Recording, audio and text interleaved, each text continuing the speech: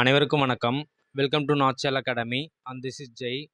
Today நம்ம பார்த்தோம்னாக்கா Tamil டெஸ்ட்டோட second test நம்ம பார்க்கலாம். ஓகேங்களா? இந்த சீரியஸ் வந்து நான் எவ்வளோ இம்பார்ட்டன்ட்னு உங்களுக்கு சொல்லியிருப்பேன். தமிழ் இப்போ இருக்கிற நியூ சிலபஸ் படி இந்த பேட்டர்னுக்கு ஏற்றா போல் கொஸ்டின்ஸ் எல்லாமே எந்த மாதிரி இருக்கும் அப்படின்ட்டு உங்களுக்கு ஒரு ஐடியா தெரியும் போது தான் பார்த்தோம்னாக்கா நம்மளை தயார்படுத்திக்கிறதுக்கு அது ரொம்ப ரொம்ப யூஸ்ஃபுல்லாக இருக்கும். ஓகேங்களா? டிஎன்பிஎஸ்சியோட லாஸ்ட் இயர் நடந்த எக்ஸாம்ஸில் எல்லாமே தமிழ் எலிஜிபிலிட்டி டெஸ்ட்னு ஒன்று கண்டிப்பாக நடத்தினாங்க.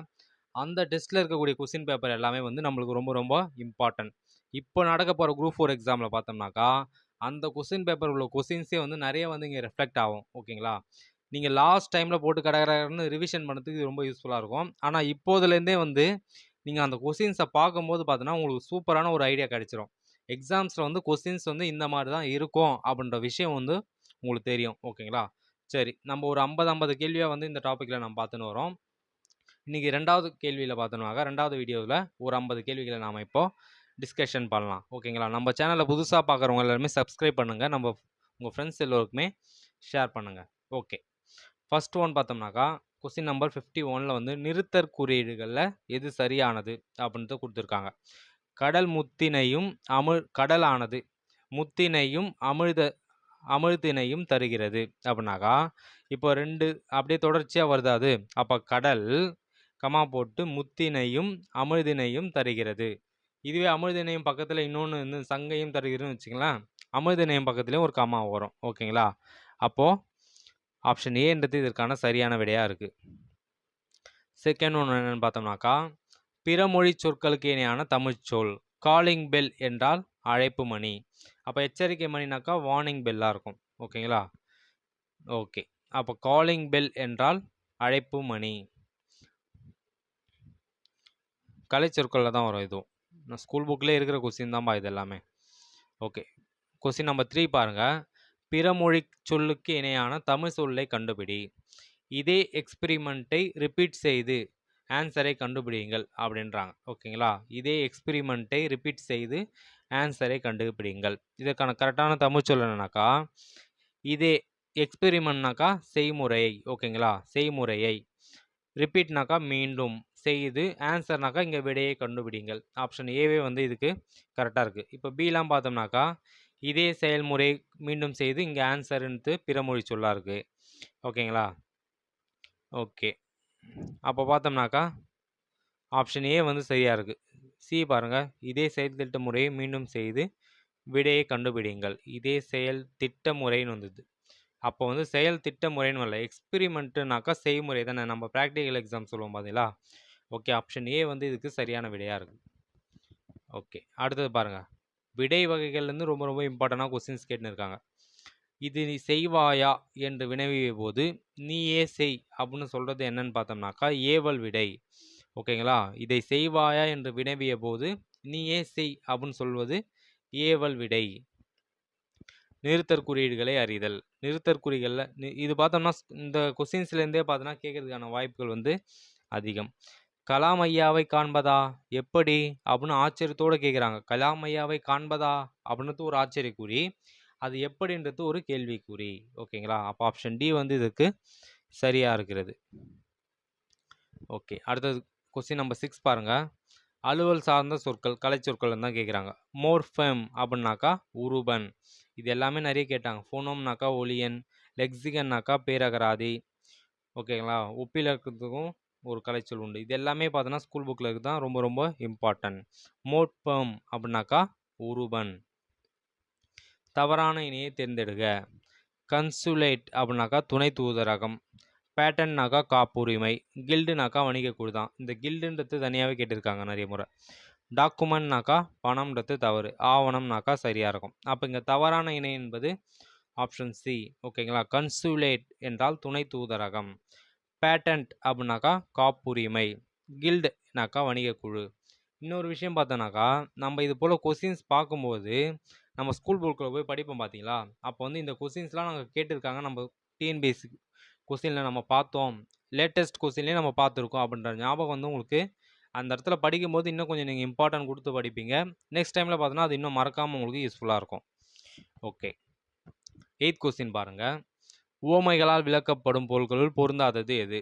விழலுக்கு இறைத்த நீர் போல என்பது பயனற்ற செயலை குறிக்கும். ஓகேங்களா, இங்கே பயனுள்ள செயல்னு சொல்லியிருக்காங்க, அது தவறு. அப்போ இங்கே பொருந்தாததுன்னு கேட்டதுனால ஆப்ஷன் ஏ தான் சரி. பசுமரத்து ஆணி போல எளிதில் மனதில் பதியும். இப்போது ஒரு பச்சை மரம் இருக்குன்னு வச்சுங்க, பசு மரம், அந்த ஒரு ஆணி அடிச்சோம்னா என்ன ஆகும்? சல்லுன்னு இறங்கும். காஞ்ச மரத்தில் அடிச்சோம்னாக்கா அது அவ்வளோ சீக்கிரம் இறங்காது. அது போல தான் நம்ம எளிதில் மனசில் பதித்து பார்த்தோம்னாக்கா பசு மரத்து ஆணி போலன்றது ஒரு ஓமையாக இருக்கும். உடலும் உயிரும் போல மனமொத்த நட்பு. ஓகேங்களா, கிணற்று தவளை போல உலகம் அறியாமை. அப்போ ஆப்ஷன் மற்ற மூணுமே சரிதான், ஆப்ஷன் ஏ மட்டும் தவறு. அப்போ அது பொருந்தாததுன்னு நம்ம சொல்லலாம். ஓகே, அடுத்தது 9th கொஸ்டின் பாருங்க. ஓமையால் விளக்கப்பெறும் பொருத்தமான பொருளை தேர்ந்தெடுக. எலியும் பூனையும் போல பகைமையை தான் இது காட்டும். நகமும் சதையும் போலனாக்கா ஒற்றுமையை குறிக்கும். ஓகேங்களா, எலியும் பூனையும் போலனாக்கா பகைமை. எவ்வகை வினை கண்டறிக. கவிதா உரை படித்தால் அப்படின்னாக்கா அது செய்வினை. சரிங்களா, இங்கே ஐன்றது இரண்டாம் வேற்றுமை உருவு பார்த்தோன்னா மறைந்து வந்துள்ளது. கவிதா உரை படித்தால்னாக்கா செய்வினை. ஓகேங்களா, கவிதாவால் உரை படிக்கப்பட்டது, இந்த ஆளுன்றது வரும், பட்டது படு பட்டது, அது போல் அந்த அந்த வார்த்தை சேர்ந்து வதாக்கா அது செயற்பாட்டு வினை. ஓகேங்களா, இங்கே கவிதா உரை படித்தால் என்பது பார்த்தோம்னாக்கா செய்வினை. இப்போ நம்மளுக்கு இந்த செய்வினையா தன்வினையா இதில் தான் கன்ஃபியூஸ்டே இருக்கும். ஓகேங்களா, அப்போ நம்ம அந்த வேற்றுமை உருவை வச்சு நம்ம ஈஸியாக இங்கே கண்டுபிடிச்சிடலாம். கவிதா உரை படித்தால், அப்போ உரையை அப்படின்ற அந்த ஐ பார்த்தோன்னா இங்கே மறைந்து வந்துள்ளது. அப்போ சரிதான், ஆப்ஷன் ஏ செய்வினை. இதுவே கவிதாவால் உரை படிக்கப்பட்டதுன்னு வந்தாக்கா அது செயற்பாட்டு வினை. ஓகே, அடுத்தது பாருங்கள் 11. கொஸ்டின் நம்பர் 61 பார்க்கலாம், உங்களுக்கு கன்ஃபியூஸ்ட் இல்லாமல் இருக்கும். எவ்வகை வாக்கியம் என கண்டெழுதுக. பிறவினை வாக்கியத்தை தேர்ந்தெடுக்க தான் கேட்குறாங்க. ஓகேங்களா, ஆப்ஷன் ஏ பார்த்தோன்னா குமரன் மழையில் நனைந்தான். குமரனே மழையில் நினைறான், அப்போ அது தன்வினை. எவ்வளவு உயரமான மரம், அது என்னது, உணர்ச்சி தொடரது. அப்துல் நேற்று வருவித்தான். அப்துல் ஒருத்தரை நேற்று வருவிக்கிறார் நேற்று, அப்படின்னாக்கா அது பிறவினை தொடர். பந்து உருண்டதுன்றதும் தன்வினை தொடர் தான். இதுவே பந்து உருட்டப்பட்டதுனாக்கா அது பிறவினை. ஓகேங்களா, அப்போ ஆப்ஷன் சி பார்த்தோம்னாக்கா பிறவினை வாக்கியத்துக்கான எக்ஸாம்பிள் அப்துல் நேற்று வருவித்தான். இது எல்லாமே 9th தமிழ் புக்கில் சூப்பராக இருக்கும் பாருங்க. பிறவினை, தன்வினை, செய்வினை, செயற்பாட்டு வினை எல்லாமே உங்களுக்கு சூப்பராக இருக்கும். அதில் இருக்கிற கேள்விகளை அதிகமாக கேட்கறதுக்கான வாய்ப்புகள் இருக்குது. நம்மளுக்கு ஒன்றும் இல்லைப்பா, செய்வினைனா என்ன, தன்வினைனா என்ன, அந்த விதிகள் தெரிஞ்சிச்சுன்னு வச்சுங்களேன், கேள்விகள் எப்படி கேட்டாலும் நம்மளால் ஆன்சர் பண்ண முடியும். அதுக்கேற்ற போல் நீங்கள் ப்ராக்டிஸ் பண்ணுங்கள். இப்போது அட் ப்ரெசன்ட் சிலபஸ் படி பார்த்தோன்னா சிலபஸ் உங்களுக்கு ரொம்ப ரொம்ப சிம்பிளாக தான் தெரியும். ஓகேங்களா, அதனால் நீங்கள் ரொம்ப கேர்லெஸ்ஸாக இருந்துடக்கூடாது. ஆனால் கேள்விகள் பார்த்தோம்னாக்கா ஒவ்வொரு சிலபஸ் வார்த்தைகளிலிருந்து கண்டிப்பாக கேள்விகள் ரெஃப்ளெக்ட் ஆகும். அந்த கேள்விகளை நீங்கள் எந்த அளவுக்கு பயிற்சி செஞ்சுருக்கிறீங்க அதுதான் பார்த்தோன்னா உங்களுக்கு அங்கே எக்ஸாமில் ஸ்கோர் பண்ணுறதுக்கு யூஸ்ஃபுல்லாக இருக்கும். ஓகேங்களா, ஒவ்வொரு டாப்பிக்கையும் நீங்கள் சூப்பராக ப்ராக்டிஸ் பண்ணுங்கள். மனப்பாடம் பண்ண வேண்டிய இடத்த அந்த விதிகளை மட்டும்தான் நீங்கள் மனப்பாடம் பண்ணணும். சரிங்களா, ஒரு கொஸ்டின் கொடுத்தா உங்களுக்கு அதுக்கு ஆன்சர் பண்ண தெரியணும். அதுபோல் நீங்கள் உங்களை தயார்படுத்திங்கனாக்கா எக்ஸாமில் எந்த மாதிரியான கேள்விகள் கேட்டாலும் உங்களால் என்ன பண்ண முடியும், தடுமாறாமல் ஸ்கோர் பண்ணிட்டு வர முடியும். ஓகே, இது ஜஸ்ட் ஒரு டிப்ஸாக வச்சுக்கோங்க. நெக்ஸ்ட் ஒன் பாருங்கள் 62. அகர வரிசைப்படி சொற்களை சீர் செய்தல்.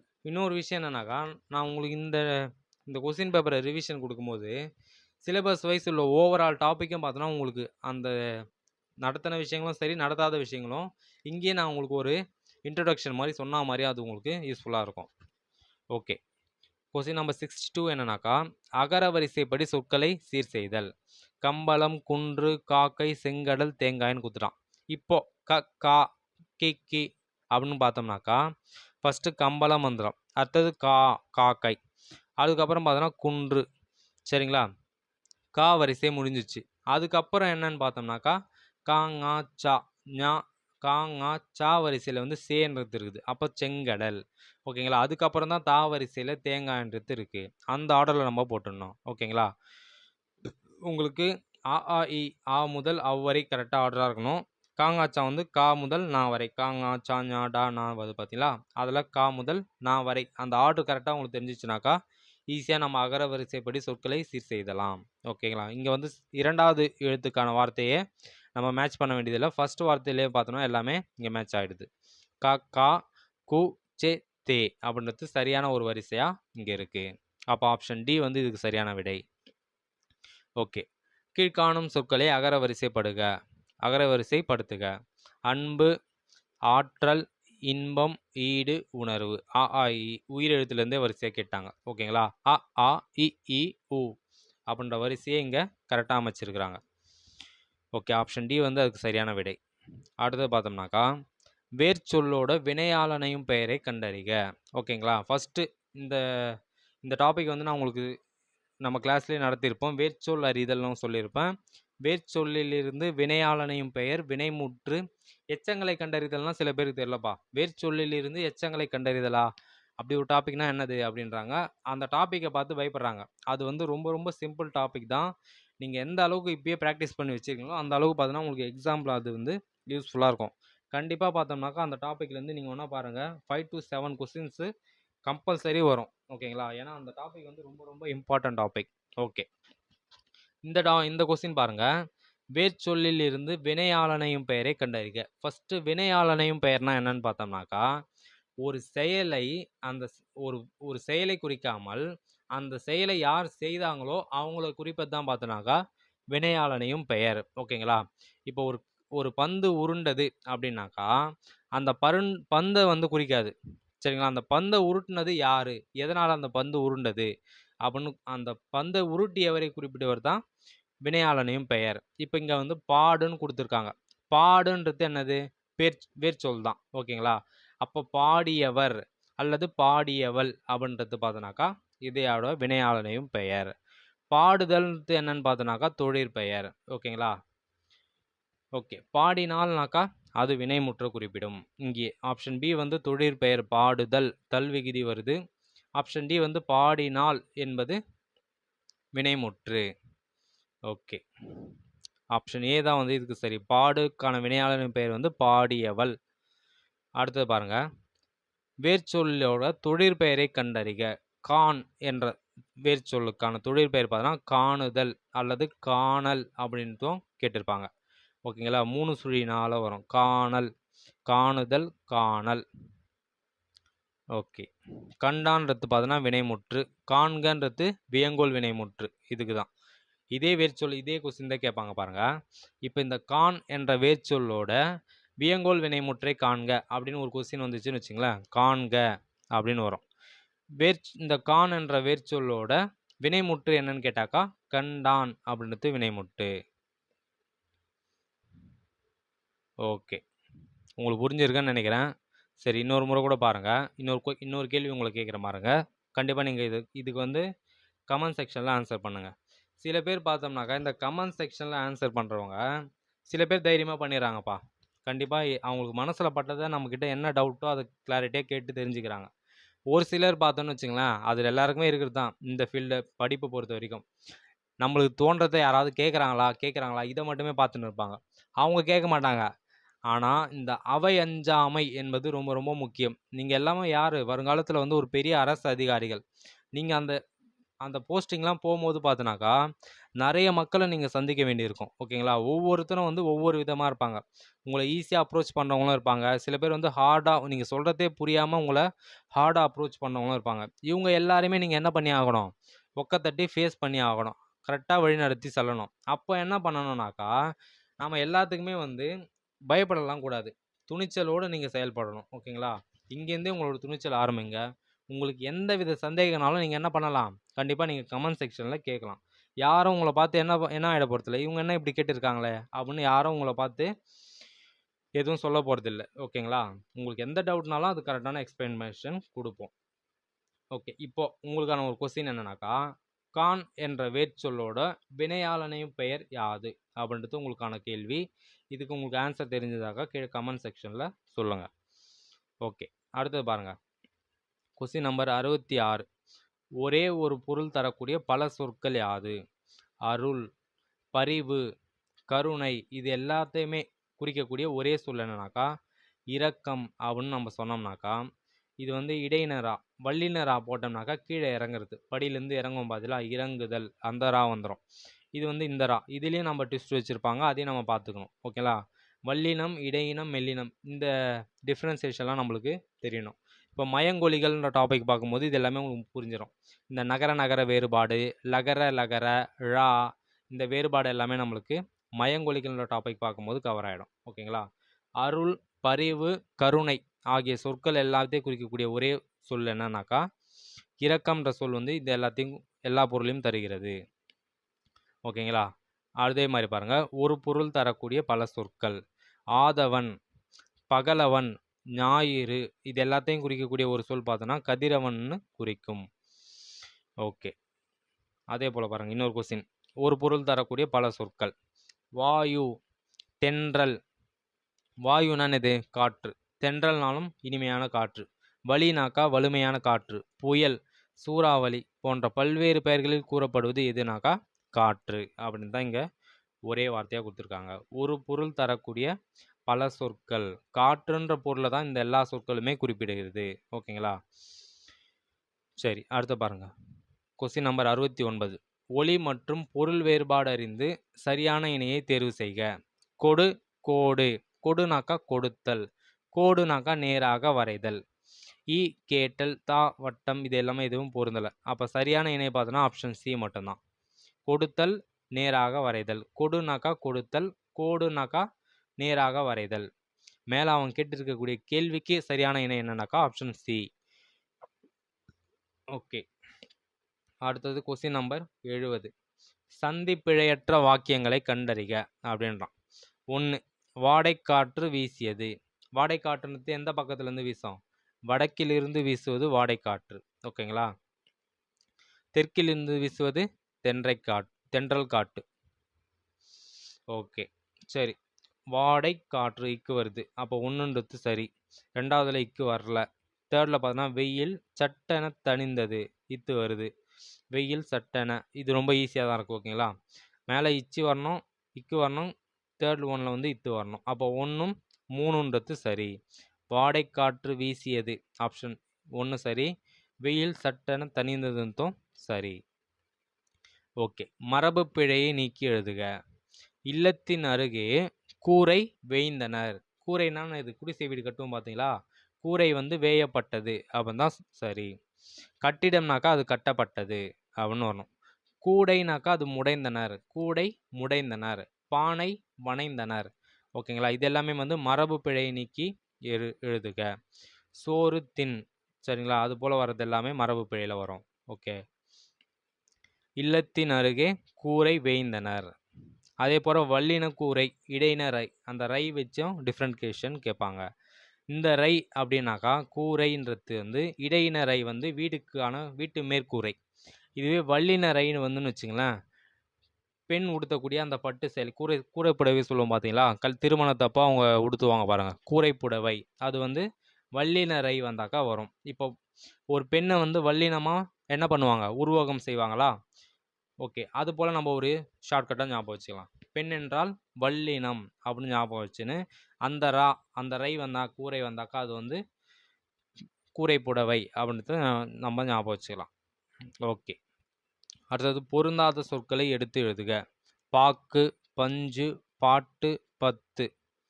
பாக்கு, இப்போ நம்மளுக்கு இதில் எப்படி பொருந்தாத சொல் நம்ம கண்டுபிடித்துனாக்கா, இந்த பாக்கு இக்கு வருது பார்த்தீங்களா? இக்கு, இட்டு, இத்து இது எல்லாமே வந்து வல்லின எழுத்துக்கள், கசட தபர. ஓகேங்களா? பஞ்சு அப்படின்ட்டு ரெண்டாவது பார்த்தோன்னாக்கா எங்கன்னா நம்மன மெல்லினத்தில் வரக்கூடிய எழுத்து.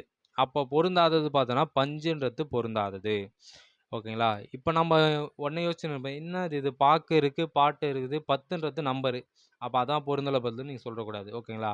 எதுக்காக அங்கே கொடுத்துருக்காங்கன்னு பார்த்தோம்னாக்கா வல்லினம் மெல்லினத்தோட டிஃப்ரென்சியேஷன் தான் இங்கே கேட்டிருக்காங்க. பாக்கு, பாட்டு, பத்து. இக்கு, இட்டு, இத்து, கசட தபர இது மூணும் பார்த்தோன்னா வல்லினம். பஞ்சு, இஞ்சின்றது பார்த்தோன்னாக்கா மெல்லினம். அப்போ அதுதான் பொருந்தாதது. ஓகே, அடுத்தது கொஸ்டின் நம்பர் 73 பார்த்தோன்னாக்கா பொருந்தாத சொல்லை கண்டறிக. பண்பு, மஞ்சு, கண்டு இது எல்லாமே எங்கன்னா நம்ம மெல்லினத்தில் வருது. எக்குன்றது பார்த்தோன்னா ஆயுத தொடரில் வந்துடும். அப்போ அது பொருந்தாதது பார்த்தோன்னாக்கா ஆப்ஷன் ஏ. ஓகே, வானம் அளந்தது என்ற சொல்லை பிரித்து எழுத கிடைப்பது பார்த்தோன்னா வானம் கூட்டல் அளந்தது. இதில் எப்படி ட்விஸ்ட் பண்ணலாம்னாக்கா 3 சுழினா வச்சிடலாம். ஓகேங்களா? அது போலலாம் வாய்ப்பு இருக்குது. வானம் கூட்டல் அளந்தது தான் வானம் மலர்ந்ததுன்னு புணரும். ஓகே, அடுத்தது 75. கை கூட்டல் பொருள் கைப்பொருள். கை கூட்டல் பொருள் கைப்பொருள். ஆப்ஷன் பி தான் இதுக்கு சரியான விடை. என்றென்றும் பிரித்து எழுதுக பார்த்தோன்னா உங்களுக்கு ரொம்ப ரொம்ப சிம்பிளாக தான் தெரியும் ஸ்கூல் புக்கெலாம் படிக்கும்போது. ஆனால் எக்ஸாம் கொஸ்டின் பேப்பர் எடுத்து பார்க்கும்போது தான் உங்களுக்கு எந்த மாதிரி கேட்பாங்கன்றது உங்களுக்கு தெரியும். ஒரு 4 கேள்விகள் கேட்குறாங்க அப்படின்னாக்கா இனிமேல் கேட்கறதுக்கான வாய்ப்பு உண்டு. 2 கேள்விகள் வந்து எளிமையாக தான் இருக்கும், 2 கேள்வி வந்து கடினமாக தான் இருக்கும். நீங்கள் அந்த அளவுக்கு உங்களை தயார்படுத்திக்கணும். என்றென்றும், என்று கூட்டல் என்றும். ஏன் நான் இப்போதுலேருந்தே உங்களுக்கு கடினமாக இருக்கும்னு சொல்கிறேன்னாக்கா பின்னாடி நீங்கள் ஃபீல் பண்ணக்கூடாது. ஓகேங்களா? இப்போ ஆல்ரெடி நீங்கள் 2-3 முறை எக்ஸாம் எழுதிட்டு இருந்தீங்கன்னாக்கா மறுபடியும் நீங்கள் படிக்கிறீங்கனாக்கா ரொம்ப ரொம்ப ஒரு கஷ்டமான சூழ்நிலை தான் வந்து நீங்கள் அந்த படிப்பை நோக்கி விடாமுயற்சியோடு போயின்னு இருப்பீங்க. இனிமேலும் நீங்கள் என்ன ஆகிடக்கூடாது, அதே தவறை நீங்கள் செஞ்சுட்டு மறுபடியும் நீங்கள் ஸ்டாப் ஆகிடக்கூடாது. கண்டிப்பாக எல்லாருமே இந்த ஃபீல்டில் வரீங்களா, ரொம்ப ரொம்ப உன்னிப்பாக கவனிங்க. நம்மளை சுற்றி என்ன நடக்குது, இந்த டிஎன்பிஎஸ்சி ரிலேட்டடாக என்ன நடக்குதுன்றத நம்ம ரொம்ப ரொம்ப உன்னிப்பாக கவனிக்கணும். இப்போது எக்ஸாம் பாயிண்ட் ஆஃப் வியூவில் நம்ம கரெக்டாக நம்மளை தயார்படுத்திக்கணுமா அப்படின்றத நீங்கள் ஒவ்வொரு நாளும் வந்து உங்களை என்ன பண்ணணும், அனாலிசிஸ் பண்ணிக்கணும். அதுதான் வந்து ரொம்ப ரொம்ப யூஸ்ஃபுல்லாக இருக்கும். எக்ஸாம் சமயத்தில் உங்களுக்கு ஃபியர்னஸே வராது. கண்டிப்பாக நீங்கள் போய்ட்டு என்ன பண்ணணும், சக்ஸஸ் பண்ணணும். ஒரு கேர்லெஸ்ஸாக இருந்துடக்கூடாது. அதிகமாக நம்ம படிச்சிட்டோம் அப்படின்ற கேர்லெஸ் வந்து உங்களுக்கு கண்டிப்பாக இருக்கவே கூடாது. நான் ஆல்ரெடி உங்களுக்கு சொன்ன மாதிரி தான், தேவையான பயம் மட்டும் உங்களுக்கு எப்போவுமே இருந்துக்கினே இருக்கணும். சரிங்களா? எக்ஸாமை நம்ம கரெக்டாக பண்ணி முடிக்கிற வரையுமே நம்மளுக்கு அந்த தேவையான பயம் இருக்கணும். எக்ஸாமை கரெக்டாக பண்ணி முடிக்கணும்னு இல்லை, அந்த அப்ளை பண்ணுற விஷயத்துலேருந்து நம்ம போய்ட்டு அந்த அப்பாயின்மெண்ட் ஆர்டர் கையில் வாங்குற வரைக்குமே என்னது, கண்ணுங்கருத்தமாக ஒவ்வொரு விஷயத்தையும் நம்ம ரொம்ப பொறுப்போடு செய்யணும். ஓகேங்களா? அதுக்கப்புறம் உங்களுக்கு கண்டிப்பாக பொறுப்பு வந்துடும் நீங்கள் அதிகாரி ஆகிட்ட பிறகு. அதுக்கு முன்னாடி வரையும் நீங்கள் கொஞ்சம் ஒரு சின்ன மைனர் மிஸ்டேக் பண்ணால் கூட அது உங்களை ரொம்ப பின்னாடி எடுத்து போய் தள்ளி வச்சிரும். ஒரே ஒரு மார்க்கில் பார்த்தோம்னாக்கா ஒரு 1000-2000 ரேங்க்குக்கு கீழே நீங்கள் போயிடுவீங்க. அதனால் ரொம்ப ரொம்ப ஒவ்வொரு மார்க்கும் நம்மளுக்கு என்னது ரொம்ப ரொம்ப இம்பார்ட்டன்றதை நீங்கள் நினச்சிங்க. உங்களோட கஷ்டங்கள் இது வரைக்கும் நீங்கள் பட்ட கஷ்டங்கள் எல்லாமே மறையணுன்னாக்கா உங்களுக்கான ஒரு அடையாளம் இந்த சமூகத்தில் கிடைக்கணுனாக்கா என்ன பண்ணணும், நீங்கள் கரெக்டாக படிக்கக்கூடிய நேரத்தில் நீங்கள் கண்டிப்பாக படிச்சிடணும். சரியான முறையில் நீங்கள் உங்களை தயார்படுத்திக்கணும். அப்படி பண்ணாக்கா இந்த ஃபீல்டில் நீங்கள் என்ன பண்ணலாம், சக்ஸஸ் பண்ணிடலாம். அந்த வெற்றி அப்படின்ற ஒன்று நீங்கள் அடைஞ்சிட்ட போது பார்த்தோம்னாக்கா என்ன ஆகிடும், நீங்கள் இவ்வளோ நாள் பட்ட கஷ்டங்கள் எல்லாமே, அது எவ்வளோ பெரிய கஷ்டங்களாக இருக்கலாம், எல்லாமே ஒரே ஒரு செகண்டில் வந்து காணாமல் போயிடும். அது எல்லாமே மறைஞ்சு அந்த வெற்றி தான் உங்களை ரொம்ப ரொம்ப பெருசாக உங்களை முன்னிறுத்தி காட்டும். ஓகே நம்ம உள்ளே போயிடலாம் பாருங்க கொஸ்டின்குள்ளே. இது எல்லாமே உங்களுக்கு ஒரு அவேர்னஸ் தான், அதுக்காக தான் இதெல்லாமே சொல்லிட்டு இருக்கேன். ஓகே, கொஸ்டின் நம்பர் 76 என்னன்னாக்கா என்றென்றும், என்று கூட்டல் என்றும். அடுத்தது கொஸ்டின் நம்பர் 77 வாசல் கூட்டல் அலங்காரம், வாசல் அலங்காரம். ஓகேங்களா? ஆப்ஷன் சி தான் இதுக்கு சரியான விடை. அடுத்த கொஸ்டின் நம்பர் 78 ஒருமை பன்மை பிழை நீக்குக. ஆப்ஷன் அதை செய்தது நான் அன்று, பானையை உடைத்தது கண்ணன் அல்ல, பகைவர் நீவீர் அல்லீர்னு வரணும், அது அல்லனுக்குது, இவை பழங்கள் அல்ல, அதுதான் சரி. ஆப்ஷன் டி வந்து இதுக்கு சரியான விடை. ஓகே, சொற்பொருளை பொறுத்துக. தெளிவு அப்படின்னாக்கா நற்காட்சி, ஓர்தல் அப்படின்னாக்கா நல் அறிவு, உவசமம்னாக்கா அடங்கி இருத்தல், உவசமம் என்பது அடங்கி இருத்தல், பேறுதற்குனாக்கா அகற்றுவதற்கு. ஓகேங்களா? ஆப்ஷன் ஏ வந்து இது கரெக்டாக பொருந்திருக்கு. தெளிவுனாக்கா நற்காட்சி, ஓர்தல்னாக்கா நல் அறிவு, உவசமம் என்றால் அடங்கி இருத்தல், பேர்தற்குனாக்கா நற்காட்சி. ஓகே, அதே சொற்பொருள் தான். குந்தனாக்கா மனம் அப்படின்னு வரும், குந்தனாக்கா உட்கார. இப்போ எப்பா வாப்பா இங்கே குந்துப்பா அப்படின்னு சொல்லுவாங்க பார்த்தீங்களா, அது போல் அந்த வட்டார வழக்கில் இருக்கிறத வச்சுங்க. குந்த அப்படின்னாக்கா உட்கார, மிசைனாக்கா மேல். இப்போ ஆணுக்கு வந்து மீசை வந்து மேலே இருக்குமா, முகத்துக்கு மேலே தானே, முகத்தில் தானே இருக்கும். அப்போ மிசைனாக்கா மேல் அப்படின்றா போல் ஒரு நீங்கள் ஈஸியாக ஷார்ட்கட்டாக வச்சுக்கோங்க. ஓகேங்களா? மிசைனாக்கா மேல். கந்தம் அப்படின்னா தான் மனம். ஓகேங்களா? கந்தம்னா மனம், 3 சுழி மனம்னாக்கா வாசனை, 2 சுழி மனம்னாக்கா நம்மளோட உள்ளம். ஓகேங்களா? கந்தம்னாக்கா மனம், வாசனை, விசனம்னாக்கா கவலை, வெஜனப்பட்டுன்னு இருக்கிறாம்பா அப்படின்றது கவலையை குறிக்கும். ஓகே, குந்தனாக்கா உட்கார, மிசைனாக்கா மேல், கந்தம்னாக்கா மனம், விசனம்னாக்கா கவலை. அப்போ 80க்கு ஆப்ஷன் பி வந்து சரியான விடை. ஓகே, அடுத்தது கொஸ்டின் நம்பர் 81 பூக்களை பறிக்காதீர் எவ்வகை தொடர்னாக்கா இது ஒரு கட்டளை தொடர். பூக்களை பறிக்காதீர் அப்படின்னு கட்டளையிடுறாங்க, அப்போ அது வந்து கட்டளை தொடர். ஓகே, எவ்வளவு உயரமான மரம்? சரியான தொடரை கண்டறிக. இது வந்து ஒரு உணர்ச்சி தொடர் தான். ஆச்சரியக்குறியே வந்துட்டு பாருங்க. எவ்வளவு உயரமான மரம் அப்படின்னு வருது. அப்போ அது வந்து ஒரு உணர்ச்சி தொடர். ஓகே. அடுத்து பாருங்க. சொல்லோட கூட்டப்பெயர் என்னன்னாக்கா பழம். இதோட கூட்டப்பெயர் வந்து பழங்கள் அப்படின்றது சரி. பழங்கள், பழகள், பழக்கள் இது எல்லாமே இல்லை. பழங்கள். இப்போ பூன்னு கொடுத்துருந்தாக்கா அது பூக்கள். ஓகேங்களா? காயின்னு கொடுத்துருந்தாக்கா காய்கள். அது போல வரும். சொல்லோட கூட்டப்பெயர்கள். இங்கே பாருங்க. ஆடு. ஆடுக்கு வந்து மந்தை. ஓகேங்களா? ஆடுக்கு மந்தை. பசுக்கூட்டம் அப்படின்னு சொல்லுவாங்களா, அது போல வர்றது. ஆட்டுக்கு மந்தை. மக்கள் கூட்டம்த்து சரியா இருக்கும் அது. ஓகே. ஆட்டு மந்தை. அடுத்தது பாருங்க. இலக்கியத்தில் வர டாபிக் இது. அல்லில் ஆயினும் அல்லுனாக்கா இங்கே இரவுன்ட்டு சொற்பொருள். ஓகேங்களா? இதுவும் டிஎன்பிஎஸ்சியில் கேட்டிருக்காங்க. அல்லில் ஆயினும் அல் என்றால் என்னன்னாக்கா இரவு. அல்லில் ஆயினும் விருந்துவரின் உவக்கம் என்று விருந்தோம்பலோட சிறப்பை குறிப்பிடக்கூடிய வரி எங்கனாக்கா நற்றிணையில் உள்ளது. இது விருந்தோம்பலை பற்றி சிறப்பிக்கக்கூடிய மிக முக்கியமான ஒரு வரிகள். அதாவது நம்ம முன்னோர்கள் அந்த காலத்தில் சங்க காலத்தில் பார்த்தோம்னாக்கா நம்மளோட வீட்டு கதவை சாத்துறதுக்கு முன்னாடி தூங்க போகிறதுக்கு முன்னாடி கதவை சாத்துறதுக்கு முன்னாடி வெளியில் எட்டி பார்ப்பாங்களாம். விருந்தினர் யாராவது வந்திருக்காங்களா, அவங்க பசியோடு இருக்காங்களா, அவங்களுக்கு உணவளிக்க நம்ம தயாராக இருக்கிறோமா அப்படின்ட்டு அவங்க பார்ப்பாங்க. அப்படி யாராவது வெளியில் காத்து இருந்தாக்கா அவங்களுக்கு உணவளித்து விட்டு தான் இவங்க என்ன போவாங்க, தூங்கவே போவாங்க. அந்த அளவுக்கு நம்மளோட பண்டைய தமிழ் வரலாறில் விருந்தோம்பல் வந்து மிக முக்கியமான ஒரு பண்பாக விளங்கியது. விருந்தோம்பலில் விருந்தினர் என்பது அந்த காலத்தில் யாருன்னு பார்த்தோம்னாக்கா முன்பின் தெரியாதவங்களே. சரிங்களா? வழிபோக்காக அந்த பக்கம் போகிறவங்க கூட பசியால் வந்து நிற்கும் போது என்னது, அவர் விருந்தினர் தான். ஆனால் இப்போ நம்மளோட விருந்தினர் யாருனாக்கா யார்? மாமா, மாமி, அத்தை, இவங்களாம் தான் நம்மளோட விருந்தினராக நம்ம நினச்சின்னு இருக்கோம். ஆனால் விருந்தோம்பலில் விருந்தினர் என்பது நம் முன்பின் தெரியாதவரை நம்ம உபசரித்து அனுப்புறது தான் விருந்தினர். ஓகே.